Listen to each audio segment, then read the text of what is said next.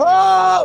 Taşacak Bu Deniz dizisinin yeni sezonunda neler olacak? Videomuza geçmeden önce Adil kızını da, sevdiği kadını da, kardeşini de yalnız bırakmaz diyenler videomuzu beğensin, sayımızı görelim. Taşacak Bu Deniz'den en güncel gelişmeleri takip etmek için ücretsiz bir şekilde abone olup bildirimleri açmayı ve hype butonuna basmayı unutmayın. Heyecan dolu bir sezon finali bölümünü geride bıraktık. Bölüm boyunca neredeyse her duyguyu yaşadık ve gelecek sezonda nelerin yaşanacağını daha fazla merak etmeye başladık. Bir yanda yıllardır beklenen kavuşma, diğer yanda geçmişten gelen hesaplaşmalar, bir diğer yanda ise yeni sezonun bütün dengelerini değiştirecek kadar sert bir final sahnesi vardı. Özellikle son dakikalarda yaşananlar bizlere şunu bir kez daha gösterdi. Esme ve Adil'in mutluluğu bu hikayede hiçbir zaman kolay olmayacak. Tam her şey yoluna girecek, tam artık yüzleri gülecek derken karşılarına bu kez de Timur gibi gözü kara bir düşman çıktı. Bundan dolayı yeni sezonun ilk bölümü sadece finalin devamı değil, aynı zamanda Adil'in ne kadar ileriye gideceğini ve Koçeriler ile Fırtınalar arasındaki dengelerin nasıl değişeceğini gösterecek.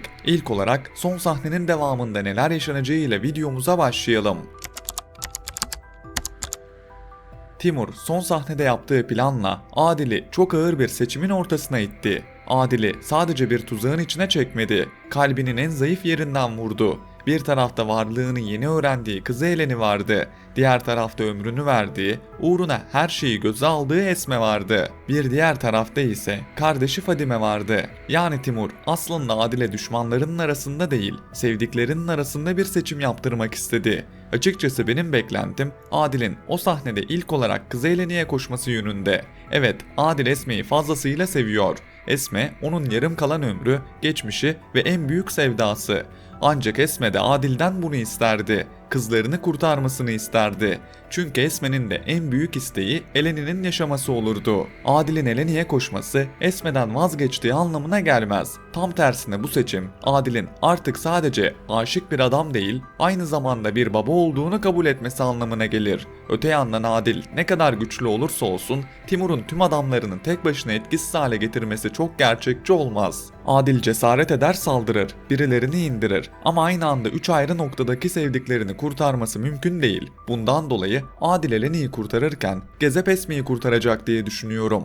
Gezep'in bu hikayedeki yeri de tam burada daha fazla önem kazanacak. Çünkü Gezep sadece kenarda duran bir karakter değil, doğru zamanda doğru hamleyi yapabilecek birisi. Esme'nin kurtuluşunda Gezep'in etkili olması yeni sezonda onu daha güçlü bir noktaya taşıyabilir. Böylece Adil kızına koşarken Esme de yalnız kalmamış olacak. Peki Fadime nasıl kurtulacak? Gelelim bu sorunun cevabına. Burada Fatih Fırtına ismi öne çıkıyor. Son sahnede Adil'in bağırmasının ardından duyduğumuz o atmaca sesi bence boşuna verilmedi. Dizilerde bu tarz sesler, bakışlar ve küçük detaylar genelde yeni bir gelişmenin habercisi olur. Bundan dolayı Fatih Fırtına'nın yeni sezona güçlü bir giriş yapacağını düşünüyorum. Fatih önce İso'yu kurtaracak, ardından da olay yerine gelip Fadime'nin hayatını kurtaracak. Böyle bir hamle sadece Fadime'yi kurtarmakla kalmaz. Adil'in fırtınalara bakışını da değiştirir. Çünkü Adil'in gözünde fırtınalar şimdiye kadar hep karşı tarafta duran, güvenilmesi zor bir aileydi. Ancak Fatih'in Fadime'yi kurtarması Adil için büyük bir kırılma olur.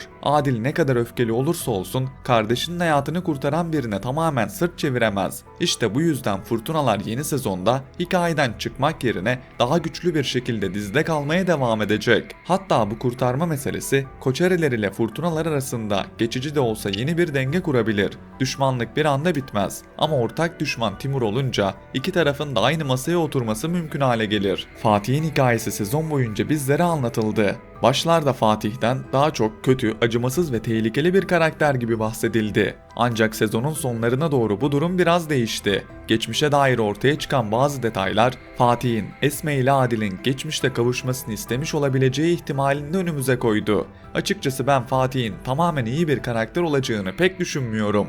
Çünkü sezon boyunca bu kadar adı geçen, bu kadar bekletilen bir karakterin gelip sadece iyilik yapan birine dönüşmesi zayıf bir tercih olur. Fatih Fırtına bence iyi ya da kötü diye tek cümleyle anlatılacak biri olmayacak. O daha çok oyunu bilen, ne zaman susacağını, ne zaman konuşacağını, ne zaman saldıracağını ve ne zaman geri çekileceğini bilen bir karakter olacak. Adil gibi fevri değil, Şerif gibi öfkesinin içinde kaybolan biri de değil. Fatih'in en tehlikeli yanı da bu zaten. Çünkü bağırıp çağıran, silaha hemen sarılan insanlar bir noktadan sonra tahmin edilebilir hale gelir.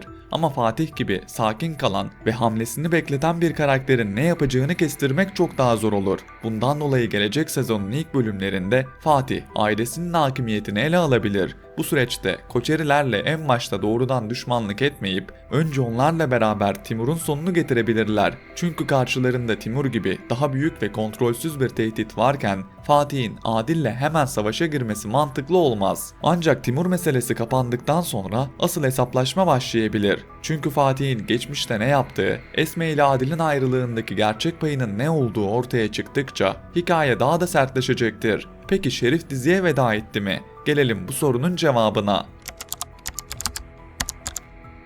Şerif hapishaneye girmiş ve burada özellikle kendisini ziyarete gelen Adil'in sözlerinin ardından büyük bir kırılma yaşamıştı. Şerif'in 20 yıllık mücadelesi, bütün öfkesi, bütün planları ve kendince kurduğu intikam düzeni yine aynı yere, yani hapishaneye çıkmış oldu. Çünkü Şerif yıllarca kendisini haklı gördü ama sezon finalinde geldiği yer onun da aslında bu savaşın kazananı olmadığını gösterdi. Peki gerçekten son buldu mu? Açıkçası ben Şerif gibi dizinin ana hikayesi açısından bu kadar önemli bir karakterin vedasının bu kadar erken olacağını düşünmüyorum.